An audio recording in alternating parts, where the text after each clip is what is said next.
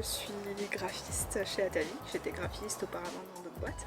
Mon métier, ça consiste à créer les packaging, créer tout ce qui va être visuel pour les publicités qu'on va faire, que ce soit Facebook ou du print. La brochure également, je vais m'occuper de la brochure. Je fais également de la photographie quand on va faire des événements ou ce type d'interview. Moi je tourne derrière et puis je fais des petites photos que vous voyez ensuite sur les articles ou sur quelques-unes sur Instagram, etc. À la base, je voulais pas être graphiste, je voulais être journaliste parce que je voyais ça comme le super métier où on va aller voyager à droite à gauche, où on va pouvoir découvrir plein de choses et puis écrire des petits articles de temps en temps. Plus particulièrement, je voulais être journaliste dans le milieu animalier, c'est-à-dire que moi je voyais tout ce qui était reportage sur Arte ou les 30 millions d'amis, etc. Et c'était vraiment ce domaine-là qui m'intéressait. J'ai fait des concours pour diverses écoles. J'ai passé des entretiens où j'ai expliqué ça et où on m'a demandé plusieurs fois pourquoi vous ne faites pas vétérinaire. Et puis en fait, de fil en aiguille, je me suis dit que j'allais me réorienter, que je voulais rester quand même dans le domaine de la communication. Ce qui m'intéresse dans la communication, c'est déjà de délivrer un message, mais surtout de délivrer un message pour lequel j'ai un attachement particulier. Un jour, je suis tombée sur l'annonce d'Atavik sur Facebook par le plus grand des hasards. Et là, je me suis dit, mais c'est trop bien. Genre en fait, je voulais faire du journalisme dans le milieu animalier, et là je peux faire du graphisme dans le milieu animalier. Genre c'est le combo parfait quoi, c'est le métier de mes rêves. Donc j'ai postulé, et puis voilà. Quand j'étais petite, j'avais deux petits poissons rouges, c'était grosse bouffe et petite bouffe. Et j'étais toute petite, donc un jour il y en a un qui a disparu. Et après, pendant des années, j'en ai pas eu. Jusqu'à ce qu'il y ait la fameuse pub avec Maurice qui mange trop de yaourt au chocolat. Et là on a trouvé ça vachement rigolo, donc je pense que comme beaucoup de personnes, on a acheté un poisson rouge. Qui a bien vécu, hein. Il a eu quelques petits copains. Derrière on a eu un cochon d'Inde qui s'appelait Pouic Pouic. Trop drôle ce cochon d'Inde parce qu'on le mettait par terre, on le laissait se promener. Et en fait il adorait tout ce qui était salade, herbe et tout, donc quand on faisait à manger, il grimpait sur ta jambe comme ça. Et puis il venait réclamer de la salade parce que tu étais en train de couper la salade. On en a eu un deuxième qui là pour le coup était un petit peu moins vivace, mais très gentil aussi. Et après en fait on a découvert que j'étais allergique aux cochons d'Inde. Donc on a arrêté de prendre des cochons d'Inde.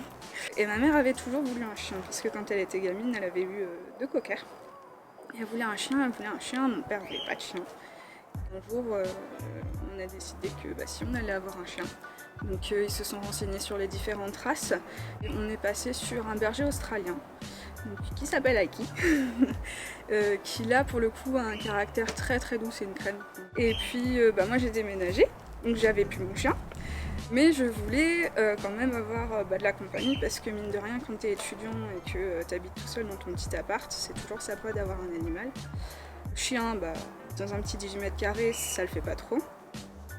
Chat, j'étais pas trop chat. Souvent il m'a attaqué, il me griffait, etc. Donc j'avais quelques réticences et puis c'est pareil, dans un 18 mètres carrés, je trouve que... voilà, pour moi ça se fait pas trop. Je me suis un peu renseignée et je suis partie sur des gerbilles. Je connaissais pas du tout, je trouvais ça super mignon. Et voilà, donc j'ai eu plusieurs gerbilles que je suis allée régulièrement chercher en animalerie. Chose que j'aurais pas dû parce qu'après je me suis rendu compte qu'il existait aussi des éleveurs, comme pour les chiens. Ce qui est assez étonnant mais assez intéressant. Et puis j'ai craqué sur Chanel. Parce que ça faisait, quand je suis arrivée chez Atavik, j'avais pas de chat, j'avais juste mes gerbilles. Et en fait, à force de voir des chiens, des chats toute la journée, parce qu'on détourne les chiens, on détourne les chats, puis on voit les collègues qui ramènent leurs animaux aussi, les chiens, et ça donne vachement envie. Et donc, je traînassais un peu sur la page Facebook de l'école du chat, donc une association, là en l'occurrence c'était celle de Marc-en-Barœul. Et en fait, un jour, je suis tombée sur un post avec la photo de Chanel. Et je me suis dit, mais elle est trop mignonne. Et du coup, j'ai contacté la personne qui l'avait en famille d'accueil. Et il s'est avéré que cette personne m'a dit, je voudrais bien, mais vous habitez dans un appartement qui est trop petit. À l'époque, j'étais dans un 35 mètres carrés. Et elle m'avait dit, ce qu'il faut, c'est que vous ayez minimum 50 mètres carrés, parce que c'est un chat qui a été habitué à ce type de surface-là. Donc avec mon compagnon, Julien, on avait décidé de déménager, mais pas aussitôt. Donc on a accéléré les choses. On a cherché un appartement parce qu'on voulait absolument avoir Chanel avec nous. Donc on a fait quelques recherches et on a eu un coup de bol. On a trouvé l'appart qu'il fallait et donc du jour au lendemain, on a déménagé, on a accueilli Chanel chez nous et on est très contents. Chanel, elle mange la Tavic depuis qu'elle est arrivée chez nous, donc depuis le mois de juillet. La transition, ça s'est plutôt bien passé, on a fait ça correctement avec les indications qui étaient données par Atavic en général. Hein. Et Aiki, alors elle était pareil sur une autre marque. Elle a commencé un peu à goûter Atavic quand je suis arrivée dans la boîte, parce que c'était une marque qu'on ne connaissait pas du tout.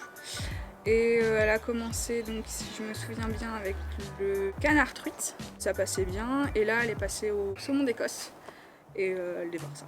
Elle adore. Je suis arrivée, j'ai eu une conversation avec Nicolas qui m'a expliqué tout le fonctionnement de l'entreprise, qui m'a expliqué la confiance qu'ils avaient en nos revendeurs, en différents employés qui faisaient partie de l'entreprise. En fait, ce qui m'a surtout surprise, c'est le côté, c'est la petite phrase où il m'a dit « Moi, je pars du principe que je fais confiance à tout le monde. Et par contre, c'est en régressant. C'est-à-dire que quand on va aller à l'encontre de sa confiance, on va perdre des points.